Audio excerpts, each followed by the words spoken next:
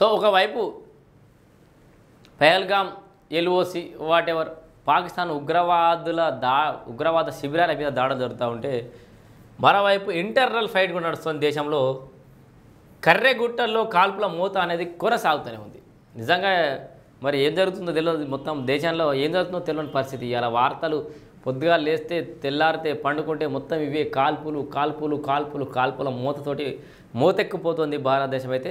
So ఏదో ఒకరోజు ప్రక్షాళన కావాల్సిందే కాబట్టి చాలామంది దానికి మద్దతు పలికే వాళ్ళు కూడా ఉన్నారు, కొంతమంది వ్యతిరేకించే వాళ్ళు కూడా ఉన్నారు. అయితే ఇక్కడ కర్రెగుట్టల్లో కాల్పుల మూత కొనసాగుతూనే ఉంది. 22 మంది మావోయిస్టులు మృతి చెందినట. ఛత్తీస్గఢ్లో మరో భారీ ఎన్కౌంటర్, పెద్ద ఎత్తున ఆయుధాలు కూడా స్వాధీనం. ఛత్తీస్గఢ్ రాష్ట్రంలోని బీజాపూర్ జిల్లా కర్రెగుట్టల్లో మరోసారి భారీ ఎన్కౌంటర్ చోటు చేసుకుంది. మావోయిస్టు అగ్రనేతలు అక్కడే ఉన్నారని 10,000 మందికి పైగా భద్రతా బలగాలు గత 20 రోజులుగా సెర్చ్ ఆపరేషన్ కొనసాగిస్తున్నాయి. ఈ క్రమంలోనే బుధవారం ఉసూరు పోలీస్ స్టేషన్ పరిధిలో జరిగిన ఎదురుకాల్పులో 22 మంది మావోయిస్టులు మృతి చెందారు. మావోయిస్టు అగ్రనాయకుల కోసం భద్రతా బలగాలు అన్వేషణ ప్రారంభించగా వారి ఆచూకీ ఇంకా దొరకలేదని సమాచారం. ఇప్పటికే 2 కొండలను స్వాధీనం చేసుకున్న సైనికులు త్వరలోనే 3వ కొండను కూడా స్వాధీనం చేసుకునే దిశగా ముందు కదులుతున్నారు. గత వారం హెలికాప్టర్ సాయంతో భద్రతా దళాలను దోబే కొండలపైకి తరలించారు.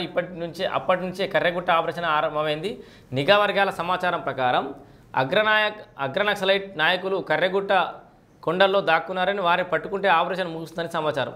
రహస్య స్థావరంలో మావోయిస్టులు అయితే దాచుకున్నట్టుగా కూడా కొంత తెలుస్తుంది.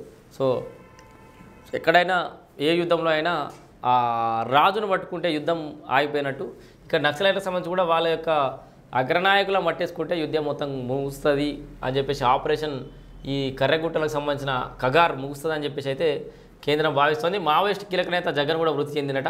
ఆయనపై 20 లక్షల రివార్డు ఉంది.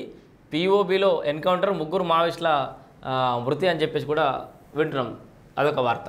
ఇక మొత్తానికైతే ఇలా పేపర్ నిండా ఇవే. ఇగో ఆపరేషన్ అభ్యాస్ ఇదే, మాక్ డ్రిల్ చేసిరు. మాక్ డ్రిల్లో భాగంగా అవగాహన కల్పిస్తున్న పోలీసులు.